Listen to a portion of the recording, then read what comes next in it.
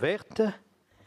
Je vous remercie de votre présence. Je salue Monsieur le ministre qui représente le gouvernement pour la discussion de cette proposition de loi selon la procédure initiée par le Sénat d'abord à titre expérimental, puis inscrite définitivement dans notre règlement de la législation en commission. C'est un vœu que l'actuel président de la République a fait dans son premier discours devant les parlementaires réunis en congrès au mois de juillet 2017, que nous avions précédé dans la réforme de notre organisation afin d'accélérer la procédure législative en modernisant notre méthode de travail. Et je remercie les différents groupes d'avoir accepté que ce texte qui répond à des motivations très importantes de protection des sapeurs-pompiers de notre pays puisse être débattu selon cette procédure très moderne. Le 30 octobre dernier, Monsieur le Président Kanner et plusieurs de ses collègues ont déposé en effet une proposition de loi relative au renforcement de la sécurité des sapeurs-pompiers et la conférence des présidents a décidé l'application de cette procédure. Nous nous réunissons ce matin, mais c'est le 6 mars à 18h30 que les explications de vote et le vote en séance sur le texte de la commission auront lieu. C'est une séance ouverte à tous les sénateurs. Je vois plusieurs collègues d'autres commissions que je salue très amicalement et que je remercie de leur présence. Les sapeurs-pompiers leur en seront reconnaissants car c'est une marque d'intérêt pour leur engagement. Et c'est la seconde fois en quelques semaines que notre commission examine une proposition de loi en lien avec la sécurité civile, c'est dire l'intérêt du Sénat pour la protection civile. La dernière fois, c'était la proposition de loi à l'initiative de notre collègue Catherine Troendlé, qui s'est excusée auprès de moi de ne pouvoir être présente ce matin, mais dont vous savez qu'elle exerce des responsabilités nationales pour les sapeurs-pompiers volontaires. C'était une proposition relative à la représentation des personnels administratifs et techniques au sein des conseils d'administration des SDIS, et le rapporteur n'était autre que M. Loïc Hervé, que je salue également avec amitié, s'il le veut bien. Je le dis publiquement, je dévoile mes sentiments. Et ça montre l'attachement profond et naturel de notre commission pour ces sujets centraux. Et à chaque fois, vraiment, nous avons à cœur d'améliorer les conditions de travail des sapeurs-pompiers et d'ailleurs de tous ceux qui les entourent au quotidien. Mais nous savons aussi que le travail législatif, qui peut être utile, qu'il l'est généralement, ne suffit pas à endiguer seul certains problèmes qui relèvent parfois des moyens, et en l'occurrence, s'agissant des incivilités ou des agressions, aussi de l'éducation de certains de nos concitoyens. Pour la sécurité des sapeurs-pompiers, l'aspect pénal traité par la proposition de loi dont nous allons débattre est évidemment essentiel, mais n'est pas le seul. Il y a la question de la formation des sapeurs-pompiers présents sur le terrain, de la coordination avec les forces de police ou de gendarmerie à l'échelle des territoires, de l'adaptation des moyens matériels, de leur doctrine d'utilisation, et certainement, monsieur le rapporteur, y en a-t-il bien d'autres. Si bien que, au fond, nous allons discuter ce matin de cette importante proposition de loi, Monsieur le Président Kanner, mais je souhaiterais également vous interroger sur l'opportunité de créer au sein de la Commission des lois une mission d'information. Je m'en suis également entretenu avec Catherine Troendlé, je m'en suis entretenu avec notre rapporteur, avec le président Kanner, et je crois que si, dans nos travaux, il y avait à la fois un débouché législatif à partir de votre proposition de loi, et éventuellement l'amendant selon les recommandations de notre rapporteur, mais aussi inscrire la préoccupation de la sécurité des sapeurs-pompiers dans une démarche plus large, eh bien, la commission des lois, je crois, ferait œuvre utile Parce que c'est très surprenant. J'ai moi-même été très surpris au fil des années de voir monter les agressions à l'égard de nos sapeurs-pompiers, comme si dans notre pays, ceux qui portaient uniforme pour le service public était en réalité devenu une cible pour certains, ce qui évidemment est inacceptable. Cette mission aurait pour objectif d'analyser ce triste phénomène sous ses aspects les plus divers, afin de proposer une réponse qui serait la plus complète et la plus efficace possible. Voilà ce que j'avais envie de vous dire pour ouvrir cette séance de législation en commission.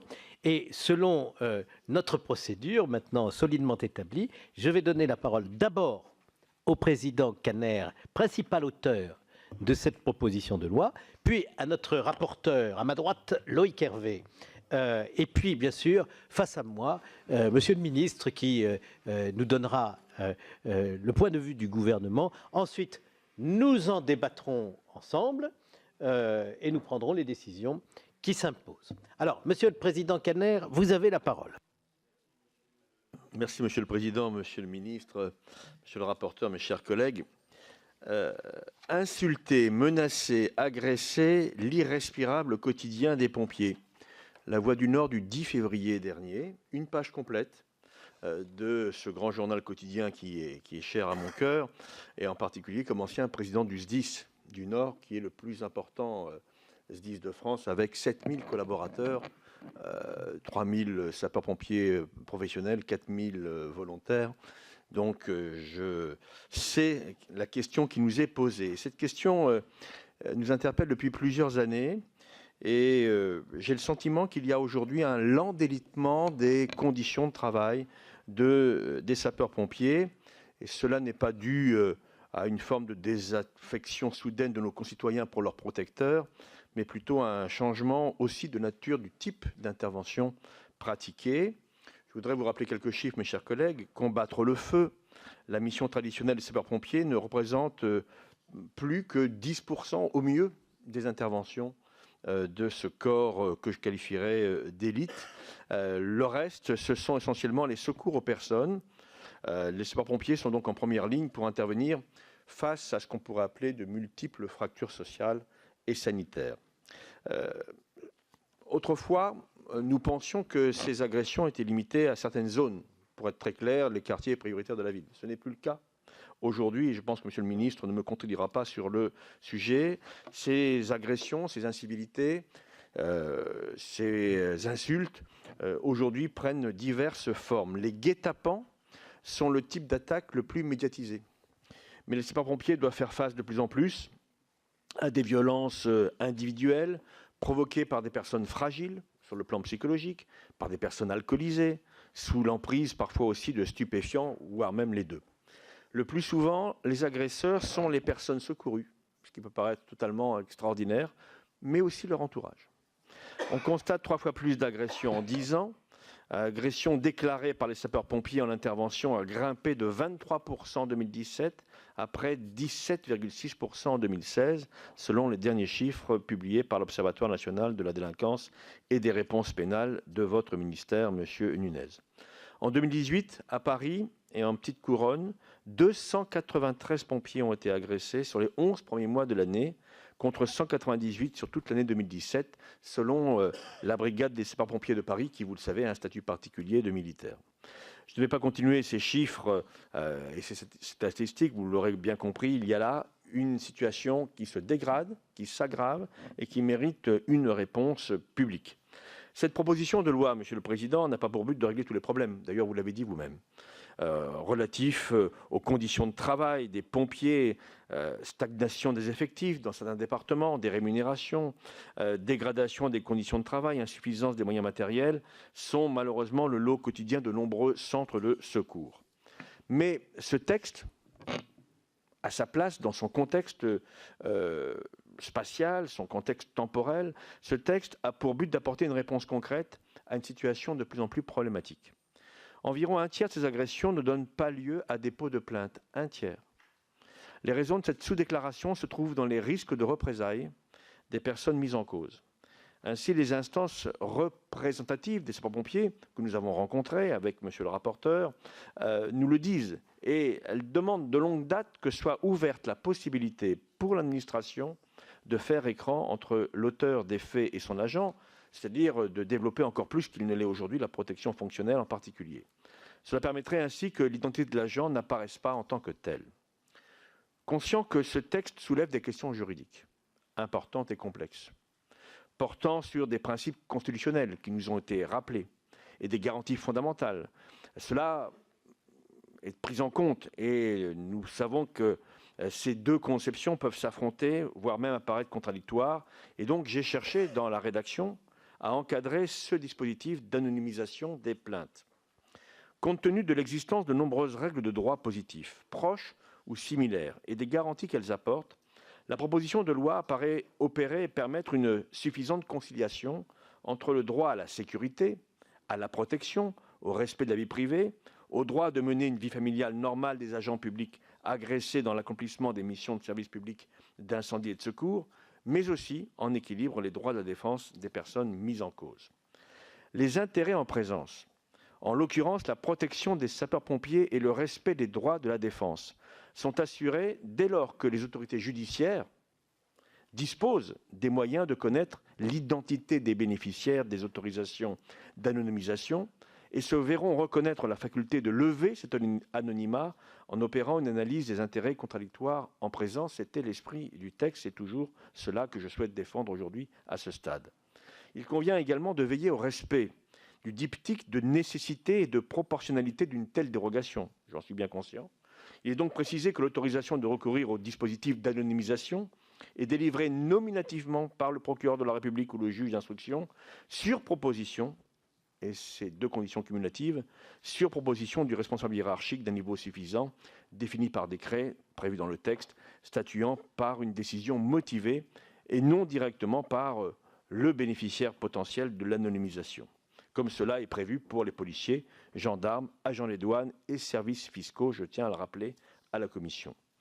J'ai entendu, Monsieur le Président, les réticences qui nous ont été exprimées auprès de moi et auprès de Monsieur le rapporteur, les réticences exprimées par les ministères de l'Intérieur et de la Justice. Et je crains, n'étant pas né de la dernière pluie, que ces interrogations empêchent cette proposition de loi de prospérer dans la suite de la navette parlementaire. C'est un risque. Dans cette situation, la proposition du rapporteur de remplacer le dispositif proposé par une extension du régime de protection des témoins en offrant la possibilité pour un témoin de garder l'anonymat pour toute infraction dès lors qu'elle serait commise sur un sapeur-pompier, proposition est louable. Je vais saluer le rapporteur. C'est ce que je faisais en même temps. Et la pertinence J'ai pris de m'excuser, de son Monsieur le propos. Président Kader. Il faudra vérifier, non, mais pas de problème. Mais je sais que vous pouvez faire deux choses à la fois. Vous l'avez démontré à de nombreuses reprises il y a quelque temps, Monsieur le Président. Si elle ne répond pas directement à l'objectif de protection des sapeurs-pompiers, la proposition de Monsieur Loïc Hervé et de leur famille, elle permet néanmoins de poser un premier jalon vers une meilleure prise en compte des risques encourus par les sapeurs-pompiers dans l'exercice de leur mission. Je suis donc très pragmatique. Avançons dans l'intérêt des protecteurs que sont les sapeurs-pompiers. Toute avancée est bonne, alors qu'il est de plus en plus difficile de concilier ce statut de sapeur-pompier avec les impératifs familiaux et professionnels. Ainsi, je me félicite que la Commission des lois du Sénat ait accepté potentiellement le principe d'une mission d'information qui vient compléter de manière utile la réflexion et qui pourrait aboutir sur des évolutions législatives et réglementaires dans un second temps. Après l'expérimentation pour une durée de 3 ans de l'utilisation par les sapeurs-pompiers de caméras individuelles, le Sénat, Monsieur le Président, mes chers collègues, est une nouvelle fois en pointe sur ces questions. Cette mission d'information permettra de se pencher sérieusement sur l'ensemble des thématiques que je viens d'aborder et de trouver donc les solutions adaptées. Je ne vous cache pas que je m'en suis ouvert au président Allione qui m'a confirmé tout l'intérêt qu'il portait à la démarche que nous faisons ici au Sénat. Je profite de la présence de Monsieur le ministre pour rappeler que cette procédure de législation en commission permet au gouvernement de travailler plus étroitement avec le Sénat. Dans le cadre de la future mission qui a été évoquée, nous devons trouver ensemble ces solutions qui permettront d'assurer une meilleure protection pour nos protecteurs. Et je vous assure, monsieur le ministre, mais je sais que vous en êtes intimement convaincu, qu'aujourd'hui, les sapeurs-pompiers de France, ces dizaines de milliers de personnes, méritent une attention et surtout une reconnaissance sur le travail de plus en plus difficile qui est le leur. Merci beaucoup, Monsieur le Président, et merci aussi de l'ouverture d'esprit et du caractère très constructif de votre démarche qui nous permet de trouver les voies, comme nous aimons le faire ici au Sénat, d'une solution constructive, et non seulement constructive, mais aussi consensuelle que possible, parce que c'est un travail de longue haleine qui est devant nous, et dont l'amorce est votre proposition de loi, et puis votre accord par avance.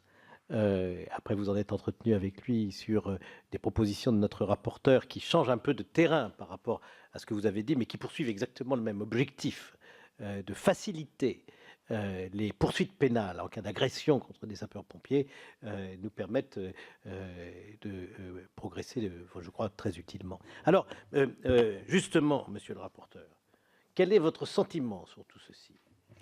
Merci, Monsieur le Président, Monsieur le Ministre. Mes chers collègues, je tenais tout d'abord à remercier notre collègue Patrick Kanner et certains de ses collègues d'avoir déposé cette proposition de loi et d'engager un débat ce matin sur cette question importante. Et s'il existe un débat sur l'opportunité du dispositif juridique proposé, cette proposition de loi a l'immense mérite de soulever la bonne question, ce qui est celle à laquelle nous tenons beaucoup, et de la préservation de la sécurité de nos sapeurs-pompiers.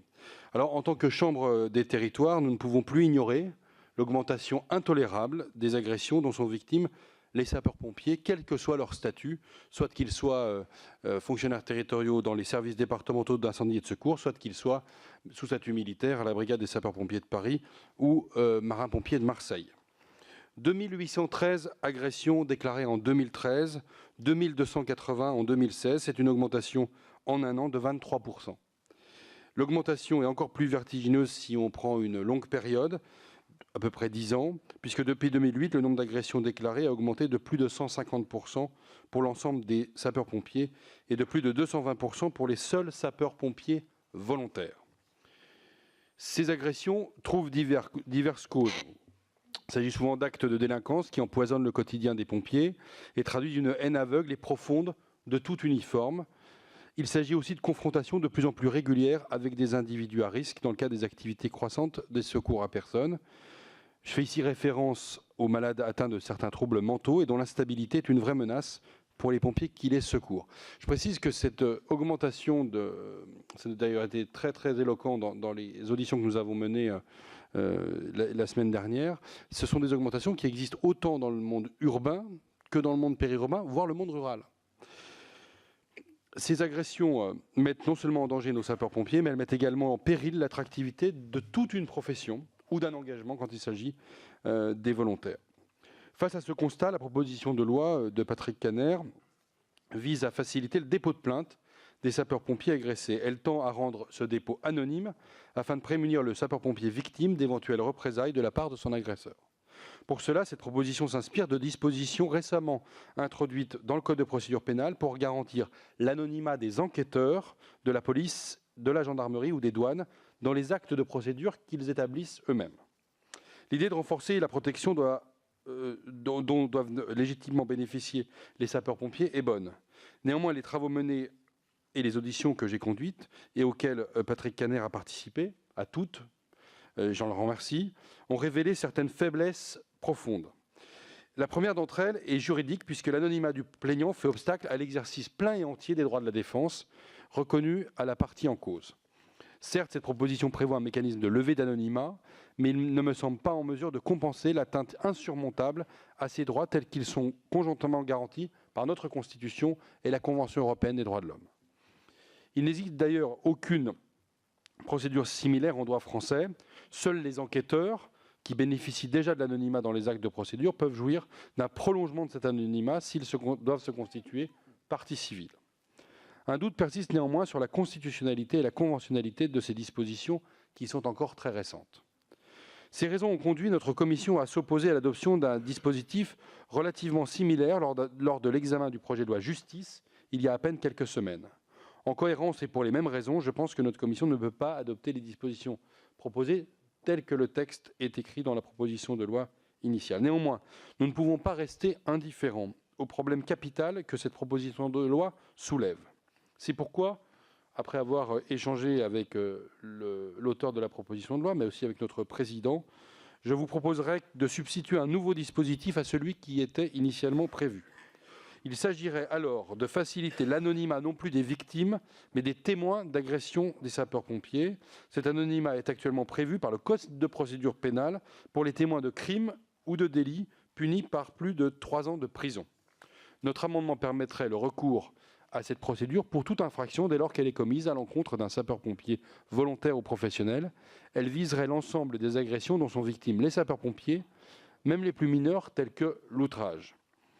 Conscient que cet amendement ne peut être la seule réponse à un problème bien plus large, j'appelle également de mes voeux, Monsieur le Président et Monsieur le Président Kanner, à la création d'une mission d'information au sein de notre commission des lois, et je me réjouis de cette perspective.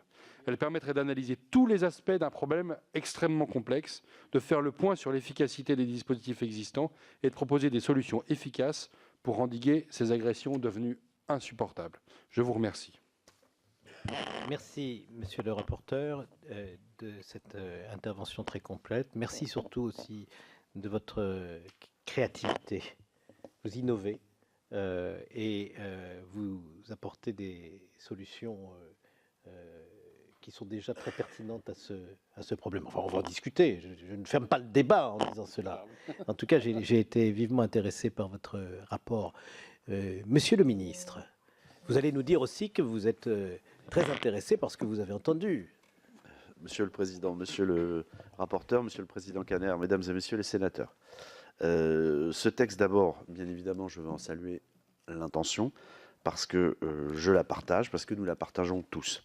Aujourd'hui, dans certains quartiers, ou lors d'interventions de la vie courante, comme le rappelait le Président Kanner, les sapeurs-pompiers qui interviennent subissent des insultes, des jets de pierre, des attaques, et les conditions de sécurité des sapeurs-pompiers lors de telles missions sont très dures, et ces attaques sont tout à fait inacceptables. Face à ce phénomène, bien évidemment, je suis d'accord avec vous, nous devons trouver tous les moyens pour mieux protéger les sapeurs-pompiers, que ce soit dans le cadre de leur opération, ou comme c'est l'objet de cette proposition de loi, après coup, pour s'assurer que ceux qui risquent leur vie pour sauver celle des autres soient protégés des représailles d'individus mal intentionnés. Cependant, même si je partage l'esprit de ce texte, la proposition de loi que nous examinons aujourd'hui ne me semble pas en mesure de répondre à cette préoccupation. Et je vais y venir, mais ça a été déjà évoqué à la fois par le Président Kanner et par Monsieur le rapporteur. En effet, le texte que nous examinons propose que les sapeurs-pompiers, victimes d'infractions dans l'exercice de leurs fonctions, puissent ne pas s'identifier par leur nom et prénom dans les actes de procédure, mais par un matricule. Ce dispositif s'inspire directement, et vous l'avez rappelé, de ce qui a été mis en place dans la loi du 28 février 2017 relative à la sécurité publique et qui offre la possibilité aux policiers, aux gendarmes et aux douaniers de s'identifier par des matricules dans certaines conditions précisées et uniquement pour des actes de police judiciaire. Le but étant de protéger ces agents contre des menaces ou des représailles de la part des personnes mises en cause. Vous le comprenez donc tout de suite, le dispositif tel qu'il est prévu dans la proposition de loi n'est en rien similaire à celui mis en place pour les policiers, les gendarmes et les douaniers. J'ajoute qu'il présente en l'état 2 problèmes. D'une part, il n'est pas vraiment applicable car il demeure incomplet et il ne prévoit même pas de procédure pour qu'un magistrat puisse désanonymiser une plainte et d'autre part, il ne permet pas le respect des droits de la défense. Ainsi, si un droit à l'anonymisation strictement encadré a été donné aux policiers, gendarmes et douaniers, c'est pour 2 raisons. D'abord parce qu'ils sont auteurs d'actes de procédure, d'une part. D'autre part parce que des gages sérieux ont été donnés pour protéger les droits de la défense, puisque les magistrats continuent en fait à avoir accès, comme vous le savez, au nom de l'agent, et que toute partie conserve son droit à demander le nom de l'enquêteur sur autorisation expresse du juge. Dans le texte que nous étudions, aucune de ces conditions n'est réunie. Même si les sapeurs-pompiers sont exposés, ils ne sont pas des enquêteurs ou des actes d'auteurs de procédure, mais sont ici plutôt des victimes. Il faut comprendre que porter plainte, c'est toujours un acte engageant, un acte qui expose nécessairement. Nous devons évidemment protéger les victimes, mais permettre une exception systématique pour les sapeurs-pompiers, c'est ouvrir sans doute la porte vers d'autres exceptions systématiques. Et demain, ce sont des enseignants, les agents des CAF, les bailleurs sociaux, qui ont tous une mission de service public et qui demanderont des régimes dérogatoires et des plaintes anonymisées face aux agressions dont ils peuvent être les victimes.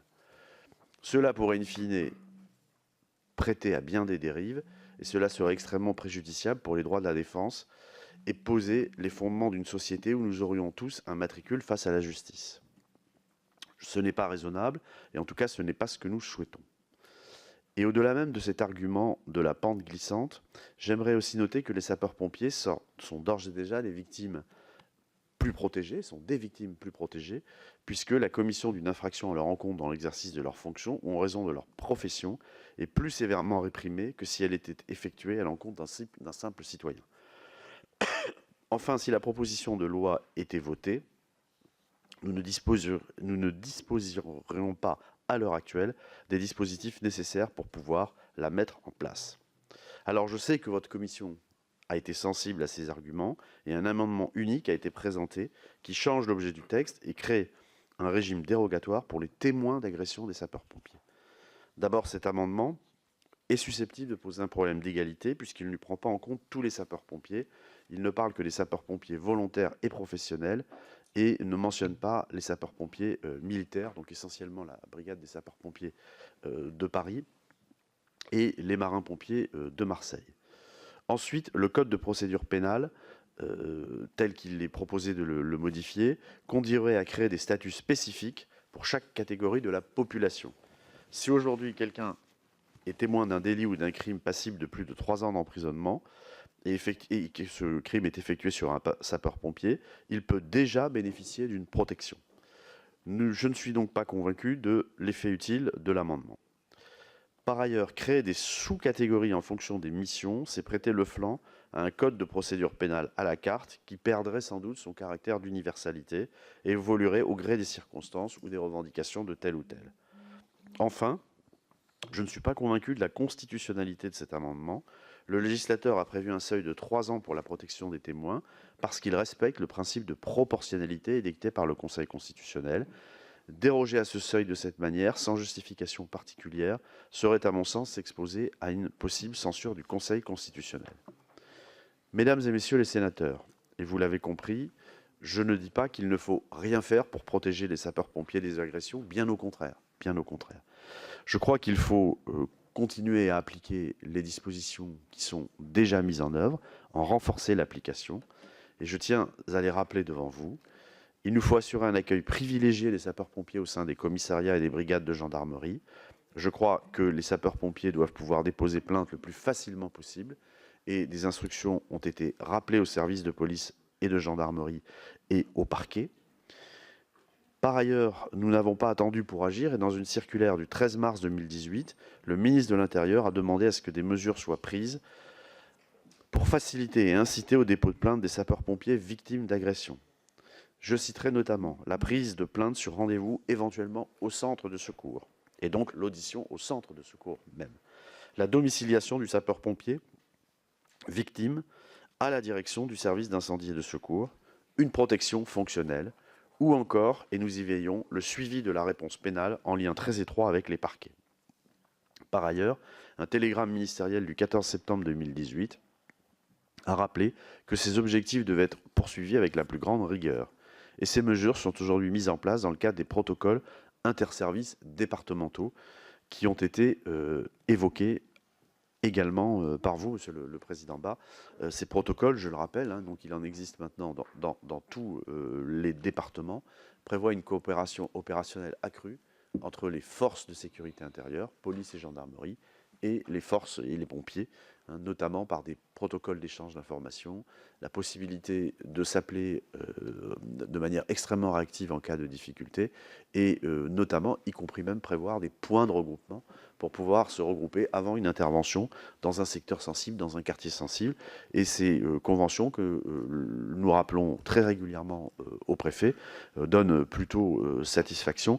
Et d'ailleurs, je me suis assuré, avant de venir devant vous, Monsieur le Président Kanner, que c'était bien le cas dans votre département, où il y a une convention qui fonctionne de manière tout à fait remarquable.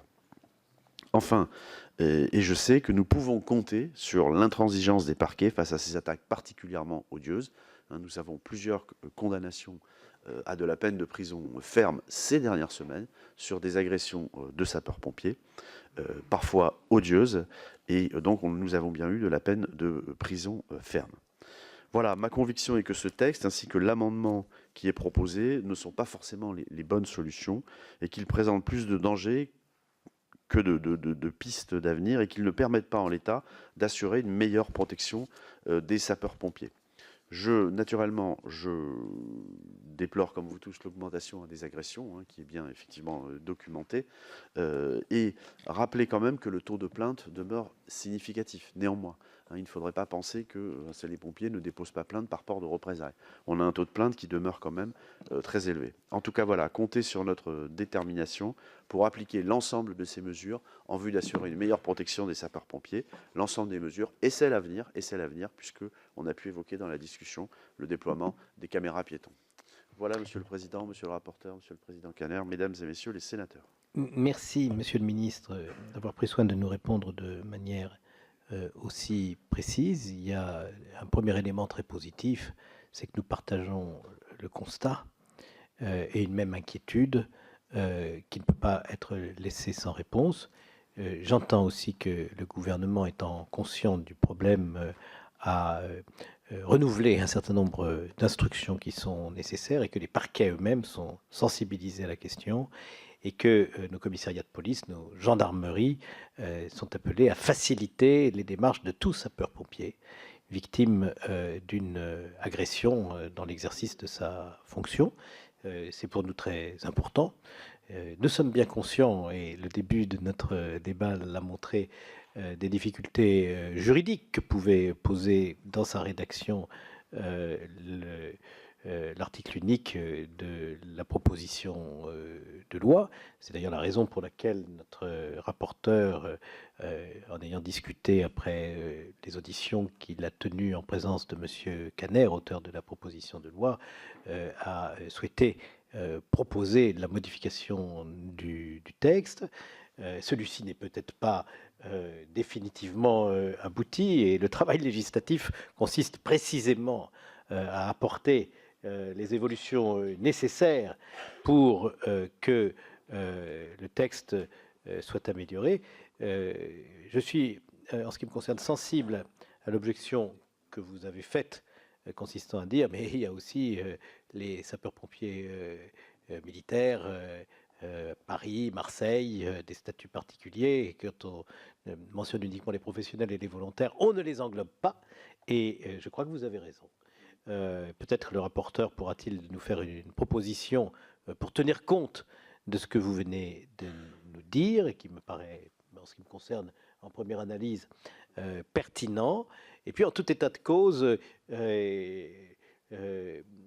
les propositions de loi que notre Assemblée adopte ont vocation à être rediscutées, bien sûr, à l'Assemblée nationale dans le cadre de la navette pour améliorer les choses, tandis que nous nous serons mis de nouveau au travail pour améliorer la prise en compte de ces difficultés, surtout les points que le rapporteur et moi-même, le président Caner, avons rappelé, vous aussi d'ailleurs, en montrant que le sujet ne peut pas se traiter uniquement par une disposition de droit pénal. Bon, j'espère que les points de vue se rapprocheront et que nous pourrons travailler en harmonie avec vous. Ce n'est pas un sujet qui doit nous diviser. J'entends les réserves que vous avez exprimées. Bien, essayons ensemble de les surmonter.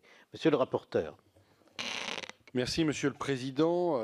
Quelques réactions aux différentes interventions, notamment la vôtre, Monsieur le Ministre. Sur la question de la rupture d'égalité, vous avez précisé que les pompiers bénéficiaient déjà d'un certain nombre de garanties. Il s'agit d'en apporter une nouvelle. Et l'idée de l'amendement proposé est précisément de répondre à une situation dans laquelle les témoins d'une agression se trouvent être souvent eux-mêmes des sapeurs-pompiers. Et donc, c'est une garantie nouvelle qui est apportée. Donc, quand on invoque la rupture d'égalité, elle a déjà été, d'une certaine manière, intégrée dans un certain nombre de textes préexistants.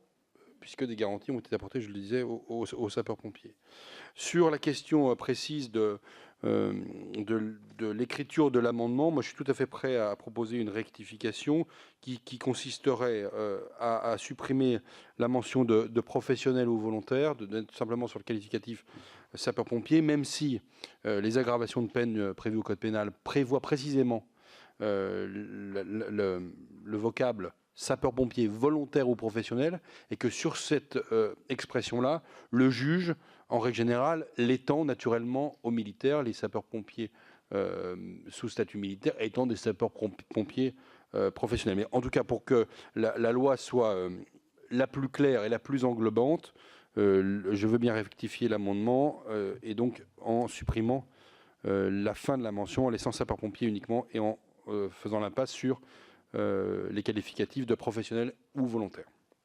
Voilà, Monsieur le Président. Merci, Monsieur le rapporteur. Donc, nous, en procédure, nous allons d'abord avoir une discussion générale. Madame Jacqueline Eustache-Brinio a demandé la parole. Peut-être d'autres collègues voudront-ils s'exprimer.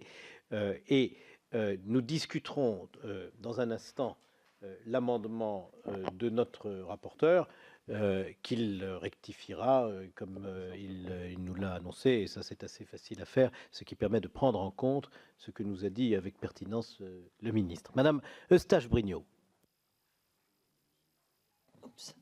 Oui, quelques secondes. Je voulais juste intervenir parce que, bon, je pense que c'est extrêmement important de protéger les pompiers, de leur donner la possibilité de s'exprimer, mais je voulais profiter de la présence de Monsieur le ministre ici pour dire que tout ça ne suffira pas, parce que il faut juste quand même se poser la question de pourquoi nous en sommes là. Ça fait quand même des années, je sais de quoi je parle, puisque j'étais une victime de ces jeunes de banlieue qui s'attaquent à tout. Il faut s'attaquer au mal et juste réinstaller la loi, l'autorité et la règle dans les quartiers. On pourra mettre en place toutes les lois que l'on veut pour protéger celles et ceux qui y travaillent, les forces de l'ordre, les enseignants, les services publics, et évidemment les pompiers. Si nous ne réinstallons pas la loi, la règle, la limite et l'autorité, on pourra faire toutes les lois que l'on veut, on n'y arrivera pas plus. Donc c'est ça le problème. Cherchons pourquoi nous en sommes là et trouvons des solutions pour ne plus en être là. Parce que je voulais juste finir, la police, la gendarmerie, les pompiers, les enseignants, ils sont là aussi pour protéger et pour travailler pour l'ensemble des quartiers, l'ensemble des habitants qui est en demande aussi de cette paix. Donc je pense que voilà, je voulais juste profiter de ce petit moment qui m'est donné pour rappeler que si on ne s'attaque pas aux causes et si on ne trouve pas de solution, on pourra écrire toutes les lois que l'on veut, on n'avancera pas. Je remercie notre collègue de son intervention, à laquelle j'adhère personnellement. Et je vais maintenant donner la parole à notre rapporteur pour qu'il présente son amendement.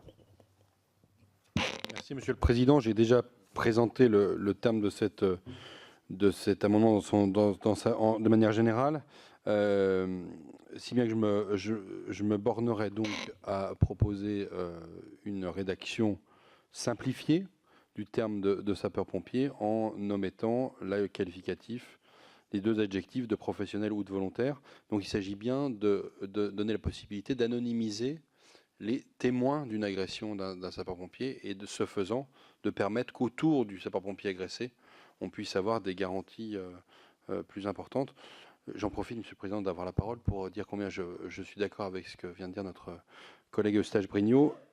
Et effectivement, les auditions que nous avons menées montrent le désarroi des pompiers qui sont bien que sous uniforme, des personnes qui sont totalement pacifiques, qui n'ont comme seul objectif, c'est d'aller au plus vite porter secours à une victime souvent, à des biens parfois, et même s'ils sont agressés, souvent, la plupart du temps, l'opération de secours a lieu quand même.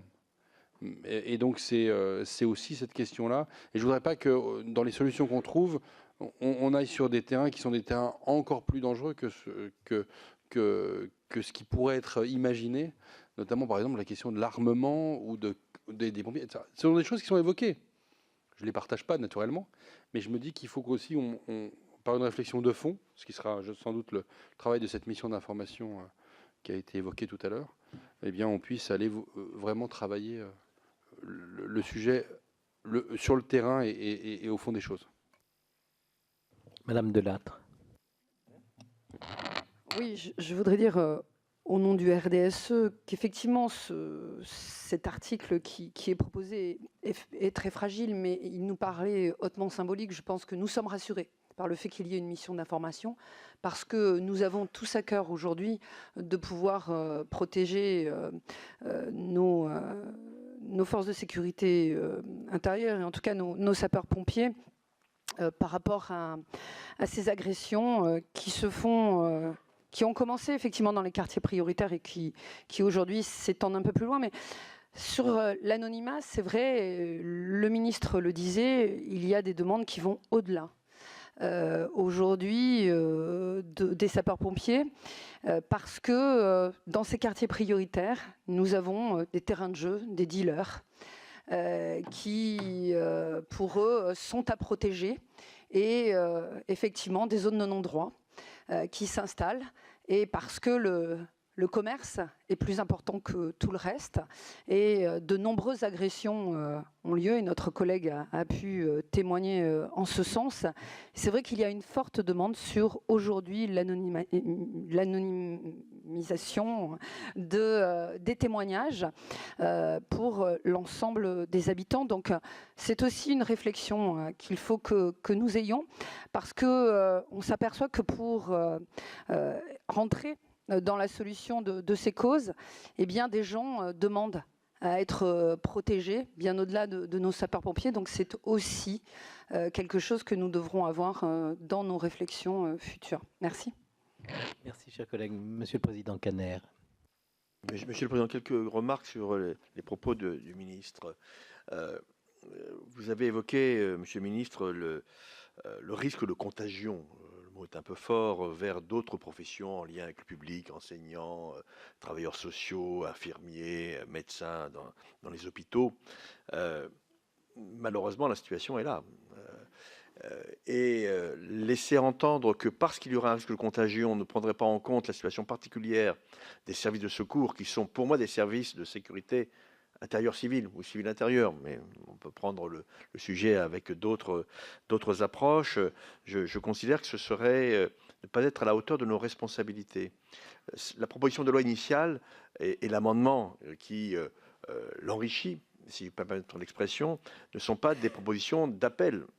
C'est la volonté pour le Sénat de trouver une solution juridique qui permette à ce que les protecteurs que sont les sapeurs-pompiers soient aujourd'hui considérés par la société comme étant devoir être eux-mêmes protégés en cas d'agression. Donc j'ai bien noté vos réserves, y compris sur le plan constitutionnel. Laissons le Conseil constitutionnel faire son travail si il a envie de le faire. Et d'ailleurs, dans cette salle, il y a peut-être quelqu'un qui sera d'autant plus intéressé dans quelques semaines, que je salue particulièrement, qui prépare sa future audition. C'est peut-être d'ailleurs un examen de passage en tant que tel. Mais avançons. La mission d'information sera utile. Mais nous avons envie, je crois, en tout cas c'est le sentiment que me donnent les interventions de nos collègues, que les sapeurs-pompiers considèrent que la Chambre des territoires, la Haute Assemblée, prend en considération la situation qui se dégrade de jour en jour dans leur service. Donc ce message-là, ne le bradons pas, si vous me permettez l'expression. Alors maintenant, je me tourne vers vous, Monsieur le Ministre, puisque notre rapporteur a rectifié son amendement pour tenir compte d'un des points que vous aviez soulevés. Je ne reconnais pas de tous, évidemment, mais je me dois de demander votre avis sur cet amendement ainsi rectifié. Monsieur le Président, donc d'abord sur ce qui a été indiqué d'une manière peut-être plus générale, je voudrais rappeler que la plupart des agressions dont sont victimes les sapeurs-pompiers n'ont pas forcément lieu dans les quartiers, dans des contextes de violence urbaine, mais souvent au sein, compte tenu de l'état de détresse psychologique, sociale des victimes ou de leur environnement familial. De plus en plus, je crois que c'est pas loin de 70% des cas. Ou en marge d'accident de la route. Ou en marge d'accident de la route, voilà. Alors néanmoins, Nous ne négligeons pas ce qui a été dit par Madame la sénatrice, bien évidemment, dans les quartiers. Il y a un certain nombre de difficultés parfois pour les sapeurs-pompiers pour intervenir, d'où le protocole qui prévoit des zones de regroupement avant d'entrer dans certains quartiers, de manière à ce que l'entrée se fasse accompagnée des forces de police ou de gendarmerie. Encore une fois, ces protocoles marchent bien. Et c'est tout le sens de la politique de reconquête républicaine des quartiers que nous menons pour être beaucoup plus présents, créer des partenariats de sécurité, y compris en engageant des actions de médiation et de sensibilisation à ce que doit être l'action des sapeurs-pompiers. Je veux citer l'initiative qui est prise notamment par les marins-pompiers de Marseille, qui recrutent des jeunes gens qui sont issus des quartiers et qui sont ensuite des facilitateurs dans l'acceptation du rôle des marins-pompiers quand ils interviennent dans certaines cités marseillaises. Et ça, bien évidemment, le ministère de l'Intérieur met un point d'honneur à déployer ce genre de dispositif. Alors, concernant l'amendement, donc je note qu'il est pris... notre remarque sur l'absence de prise en compte donc, de la BSPP et des marins-pompiers donc, qui est prise en compte. Donc, néanmoins, donc, monsieur le rapporteur, vous disiez qu'il existait déjà des dérogations donc, pour les sapeurs-pompiers, mais qui portent surtout sur les notions de circonstances aggravantes. Hein.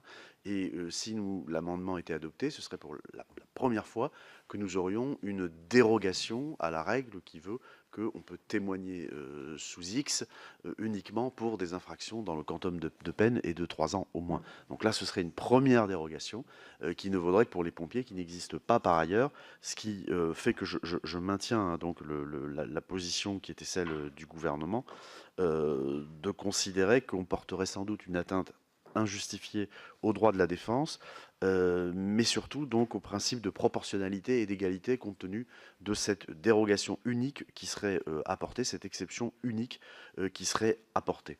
Donc je maintiens par conséquent l'avis défavorable du gouvernement en rappelant, et j'insiste beaucoup là-dessus, sur le fait que vous pouvez compter sur notre totale détermination pour améliorer la sécurité d'exercice, des conditions d'exercice pardon, des sapeurs-pompiers, et notamment au regard de l'augmentation significative des agressions dont ils font l'objet. Merci.